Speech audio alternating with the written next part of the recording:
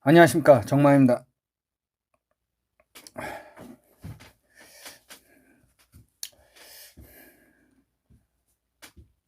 오늘 드릴 말씀은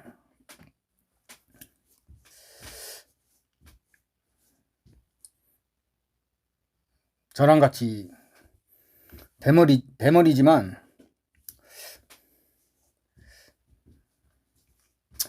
역사에 큰 업적을 남긴 장개석 총통에 대해서 말씀을 조금 올리고자 합니다.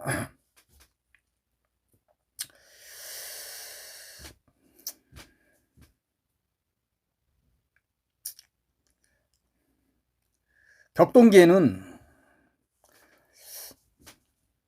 인간의 삶이 굉장히 복잡하고 형형색색이 되며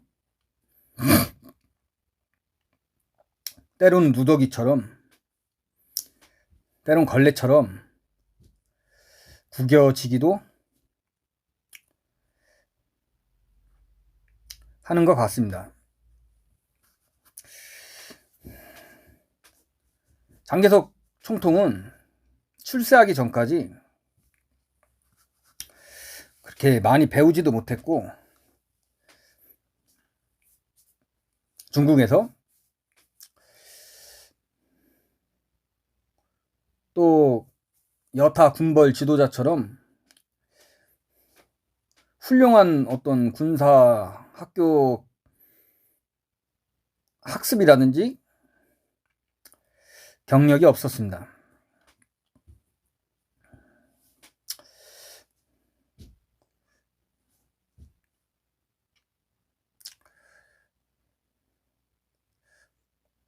들어가기 쉬운 좀 군사학교를 야매로 좀 다녀서 나중에 일본군에서 사병으로 한 1년 조금 넘게 근무를 했습니다. 그게 군 경력의 전부입니다. 그 20대 때 말로는 혁명을 꿈꿨다지만 자세히 그 삶을 젊었을 때 장개석 총통의 삶을 살펴보면 날건달 거의 깡패의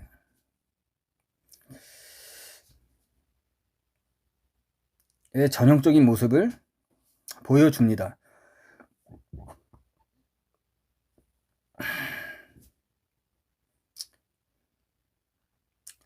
장개석 총통은 어렸을 때 결혼한 조강지처가 있는데 부모가 고향에서 반강제로 이제 결혼시킨 그 조광지처에게서 난 아들 한 명이 있는데 솔직히 부인하고 정은 그렇게 없었고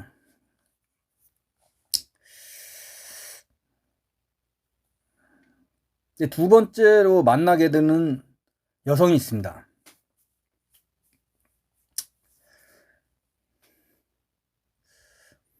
거의 날건달 생활을 하다가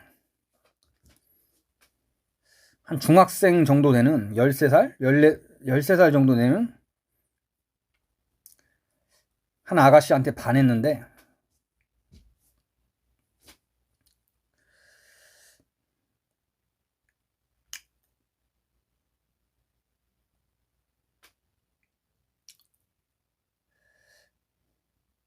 우여곡절 끝에 그 아가씨를 진짜 정말로 사랑해서 결혼을 하게 되었습니다. 그 여성의 이름은 천재루. 장개석 총통의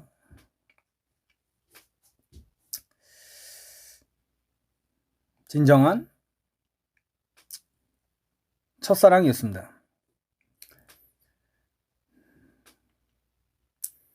근데 장개석 이 총통이 되기 전에 날건달 생활을 청산하고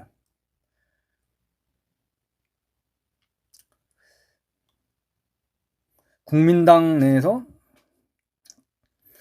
군인으로서, 장교로서 경력을 차츰차츰 쌓아가면서 고속으로 승진을 하게 됩니다. 국민당 지도자였던 순원의 눈에 띄어서 고속 출세를 하면서 자기가 나름대로 세상의 이치를 깨닫고 자기 부인 천재루를 버리고 거대한 가문의 여성이랑 정략 결혼을 하게 됩니다. 37살쯤에서. 송씨 가문, 송미령이라는 유력한 가문의 여성에게 세장가를 갑니다. 자기의 정치적 미래를 위해서. 여기서 인간 장개석의 아주 나쁜 인간적 측면을 분명히 볼 수 있습니다. 장개석은 젊었을 때 난잡한 성생활로 성병 환자였습니다. 그래서 두 번째 부인이었던 천재루, 자기가 나중에 버리게 되는 여자가 임신을 했는데 그 여성이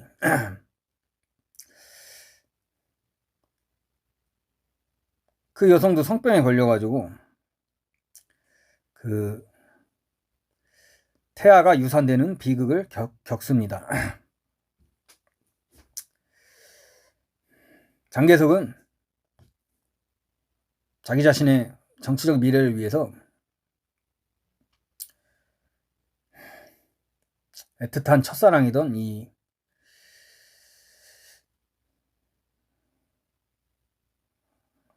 자기가 진정으로 사랑했던 여성을 비극적으로 버립니다.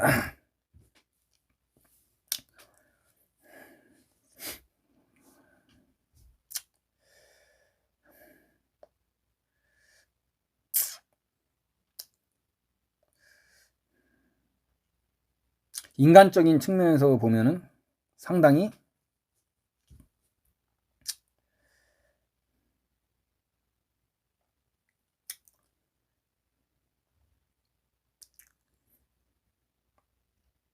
부도덕한 측면을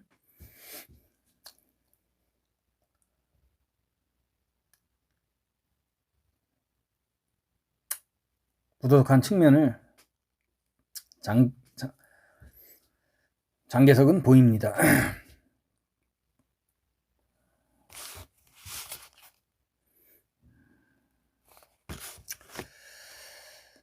그러나 이것은 한 인간의 인간적인 측면이고,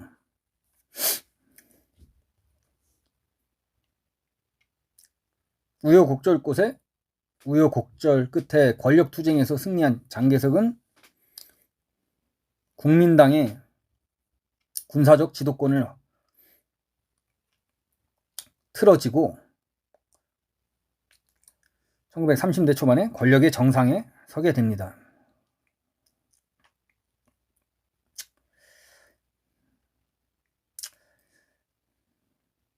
그렇지만 이런 아까 말씀드렸던 인간적인 어떤 부족한 측면에도 불구하고 공인으로서의 장개석은 역사에서 굉장히 중요한 영웅이 됩니다.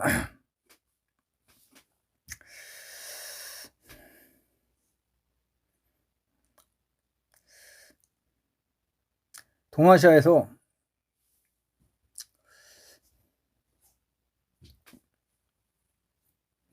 근현대에서 중요한 전쟁이었던 중일전쟁에 진정한 영웅은 장개석 국민당 총통입니다. 그럼에도 불구하고 중일전쟁이 끝나고 국共내전에서 장개석의 국민당이 중국 공산당에게 패배함으로써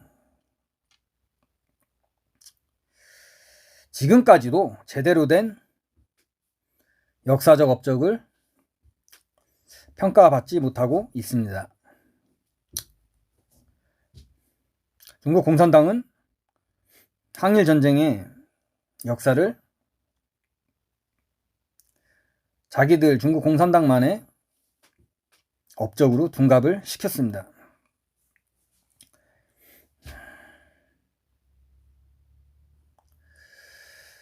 (1937년) 중일전쟁이 일어날 당시에 사실 중국은 일본 제국의 상대가 될 수가 없었습니다. 정치적으로건 외교적으로건 군사적으로건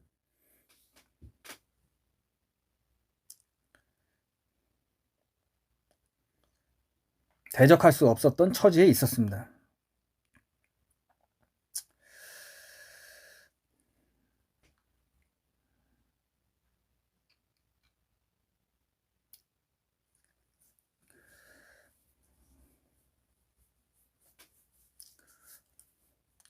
그런데도 장개석은 상해에서의 전투를 계기로 일본 제국에 대한 전면적인 항쟁을 결단하게 됩니다.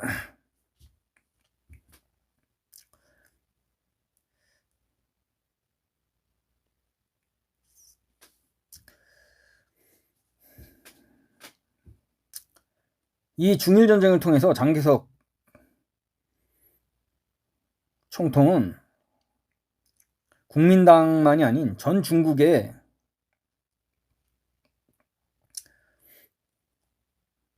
단일 지도자로서의 정치적 위상을 확보해 나가게 됩니다.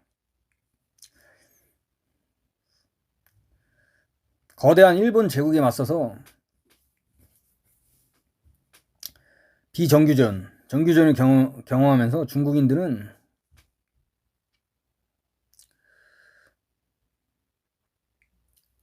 의식이 각성되고 점차 중국은 근대 국가로 나아가는 경로에 놓입니다.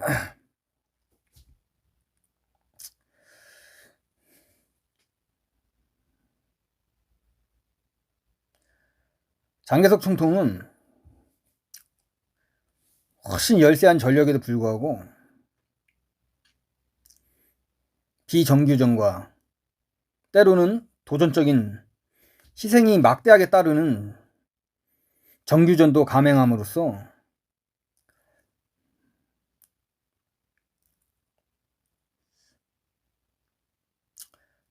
중국 민중의 의식을 각성하고 또 중국군의 질적, 양적 향상에 결정적으로 이바지하게 됩니다. 오늘날의 현대의 중국을 만든 그 원형은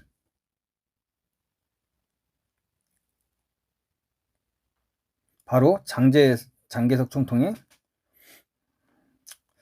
국민당에 있다고 할 수 있습니다. 군사적으로도 일본군이 그 당시 거의 게임이 안 될 정도로 결정적인 우위에 서 있었습니다. 일본군 하나하나의 숙련도도 그렇지만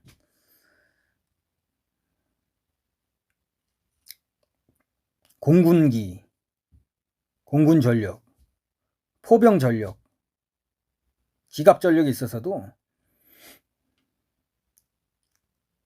그 당시 중국군에 대해서 엄청난 우세를 보였습니다. 그 당시 중국은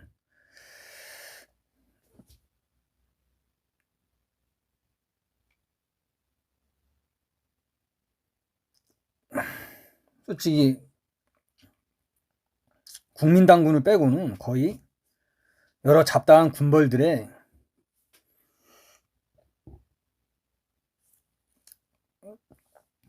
오합지졸들이 모인 형국이었습니다.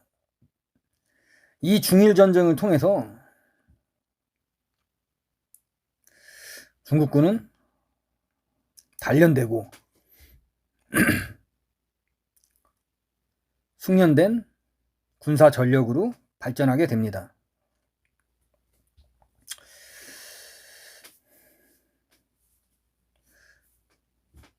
중국 근대사에서 중국의 지식인 중에 일본을 유학한 사람들이 굉장히 많습니다.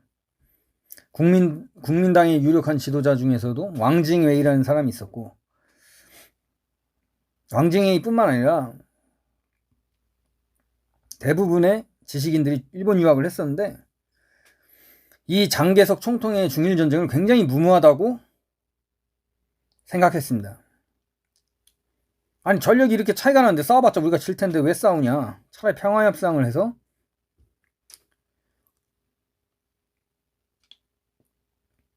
최소한의 정치적 이득만이라도 확보하는 게 더 낫지 않겠느냐.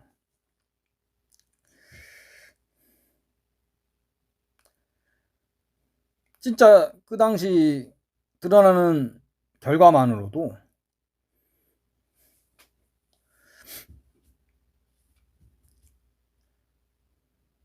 국민당군은 굉장히 일본군의 패배를 거듭해서 거의 밀려나가게 됩니다. 주요 대도시를 다 뺏기고 거의 도로도 다 뺏기고, 국민당의 유력한 지도자였던 왕징웨이는 자신의 측근들을 데리고 일본으로 투항을 해서 일본이 조종하는 괴뢰 정권을 만들게 됩니다.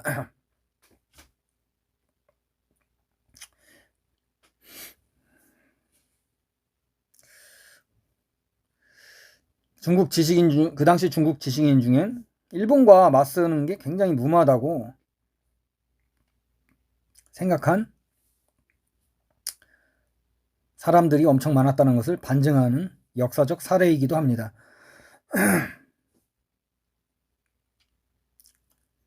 이 중일전쟁이 왜 중요하냐면, 우리 한반도 역사에 미친 영향도 중요하지만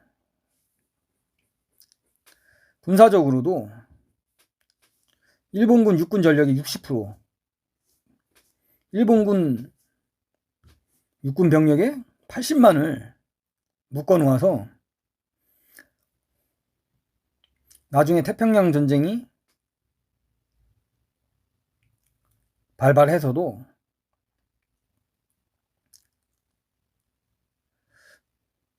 일본을 패배시키는데 굉장히 중요한 견인차 역할을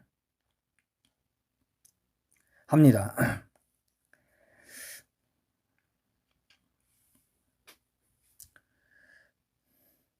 오랜 시일이 흐른 뒤에도 왜 이 중일전쟁이 평가를 받지 못하느냐.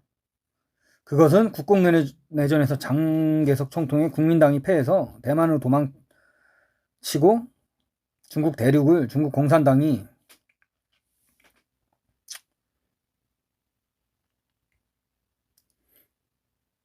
장악한 이후에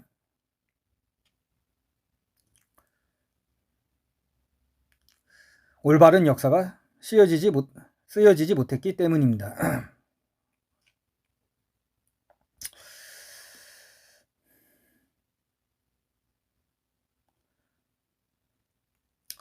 이 중일전쟁에서 중국 국민정부군 소장급 이상의 장군들이 206명이 전사를 했습니다.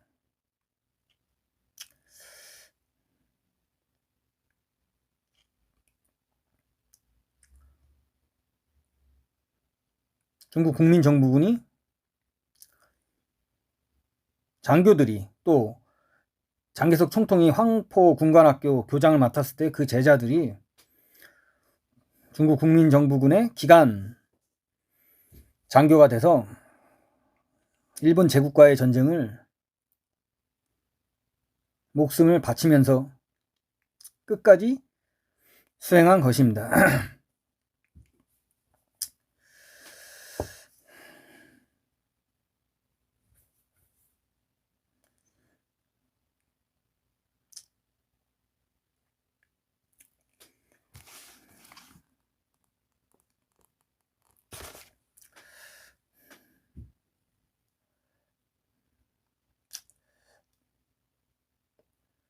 보통 이렇게 큰 대륙에서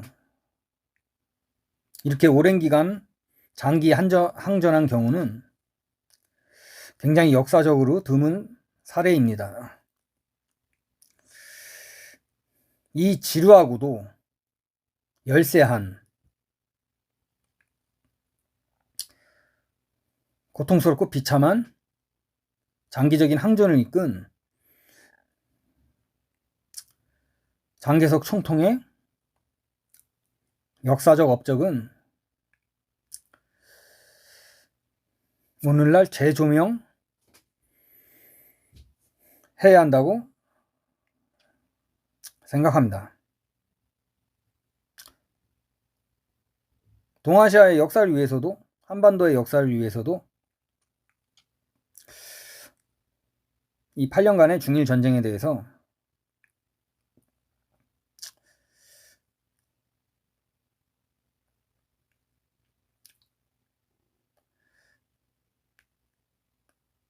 정확하고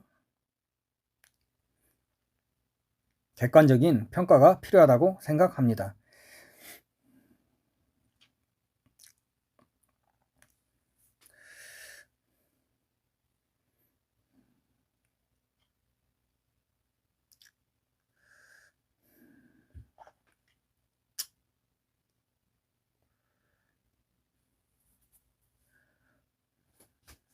일본 제국과의 전쟁에서 승리한 국민당이 대만으로 옮겨가서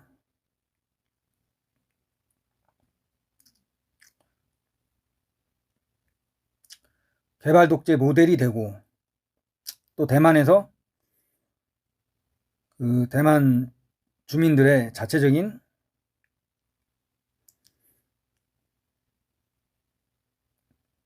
민주주의 정당이 조직돼서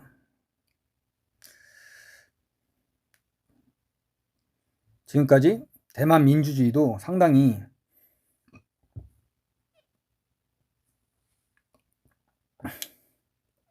발전해 왔습니다.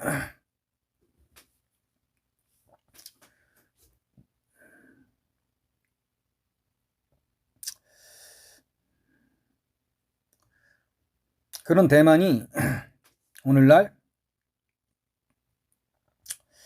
중국 공산당의 심각한 위협에 시달리고 있는 데 대해서 상당히 개인적으로 안타깝습니다.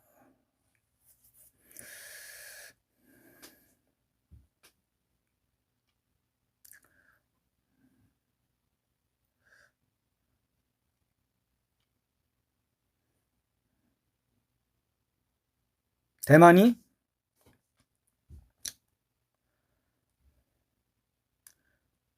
아시아의 훌륭한 민주주의의 모델로서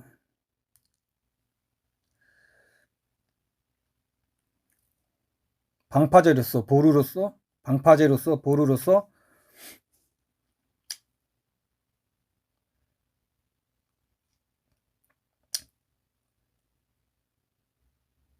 발전하고 지속되길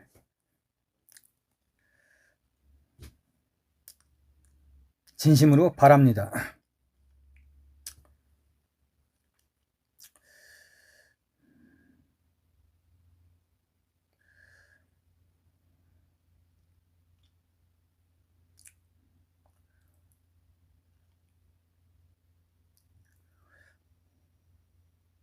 개인적으로 진정한 민주주의는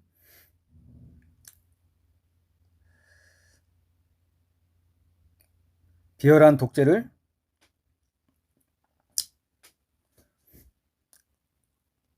이길 수 있다고 생각합니다. 오늘 시청해 주셔서 감사합니다. 감사합니다.